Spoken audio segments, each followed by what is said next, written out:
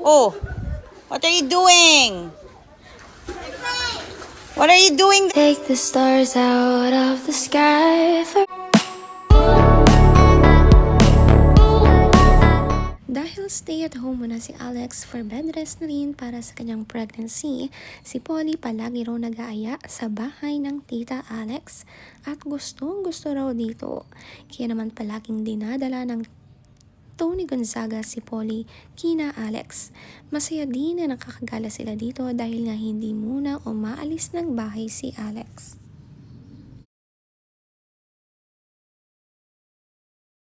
Ali! Oh, what are you doing? What are you doing there?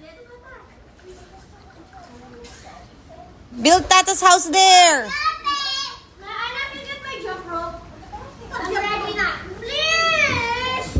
Gustong mag-swimming ni Polly sa pool ng tita Alex niya, pati si Sevi.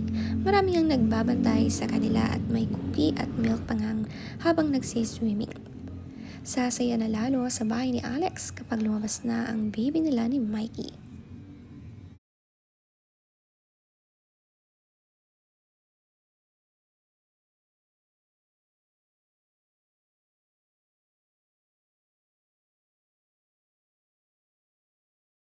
Nakakatuwa nga si Polly habang lumalaki, gusto nang nakikipaglaro sa kanyang tita Alex dahil noong maliit ito ay ayaw nga sa kanya at hindi pinapansin at hindi nga sumasama. Ngayon ay talagang siya pa ang hinihila at lagi daw may suhol si Alex sa kanyang pamangkin na laruan. Hi, hi, hi! Ikaw. Cooking. Pitins. Sime. Okay guys, actually, mali ako. Ba't ko kinanta yun? Kasi kakatext lang sa akin ng Mami Pinti. Tigilan ko na raw ang pagganda. But, no. Okay. So, today, tayo ay gagawa ng napakagandang ulam. Ang bilis lang gawin ito. Hindi pala ito ulam. Kanin at ulam. Okay? So, favorite natin to. Kung tawagin to sa ibang bansa ay porridge. Pero sa atin, tatawagin natin goto o lugaw. Sisimulan natin yan sa oil.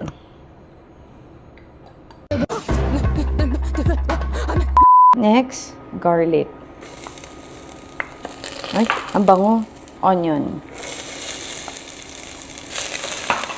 May mukhang hindi naligo, okay? Comment down below kung sino. I think yung nanonood, hindi naligo. Ginger. Ito ang pinaka-importante. Alam mo ba kung paano ko nalaman magluto ng goto? Nung panahon na nasa loob kami ng bahay ni Kuya at si Fort ay housemate ko. Dahil wala na kami laging ulam, dahil kami laging talo, goto kami ng goto. Tapos sabi ko, paano mo nagagawa yung goto? Eh, wala naman Ang libangan ni Alex sa bahay ang magluto. Nagluto nga siya ng lugaw nitong nakaraan at ito ang cravings niya. Ang sekreto daw pala dito sa pagluluto ng lugaw ay ginger. Magaling nga siya magluto ng arroz caldo. Blooming nanay nga itong si Alex, baby girl or baby boy kaya ang kanyang pinagbubuntis.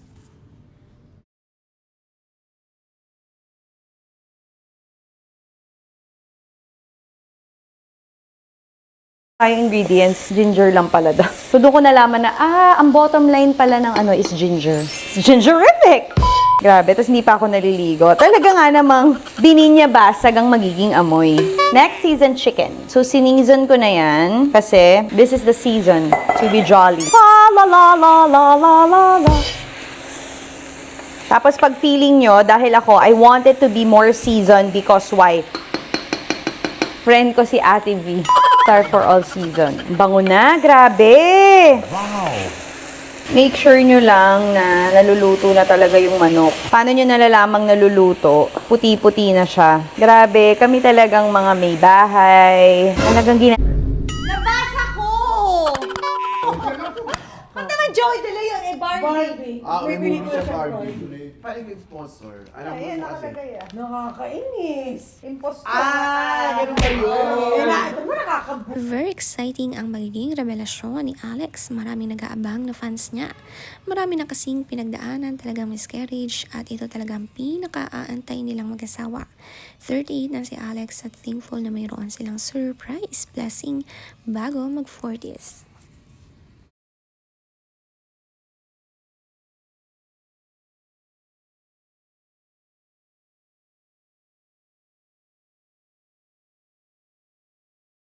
Ako muna.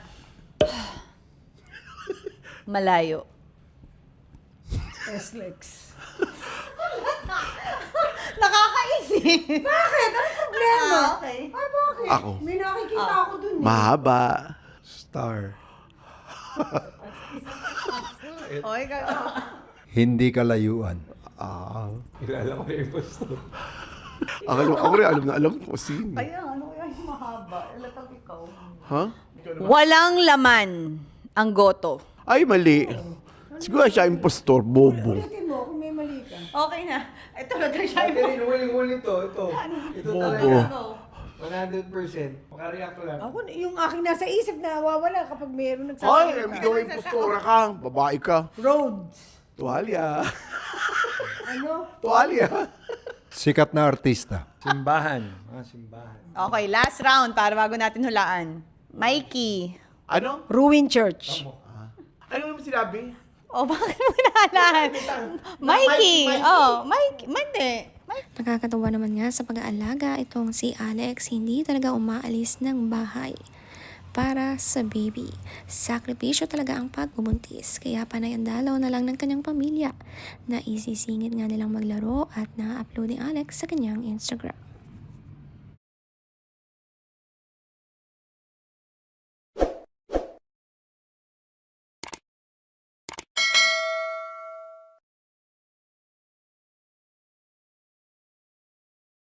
Ang sweet din ng pamilya ni Alex at talagang siya ay dinadalaw.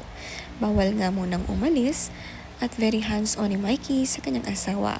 Itong si Uncle Giorgio Cruz ay talagang madalas ding dumadalaw, excited din sa kanyang magiging apo kay Alex.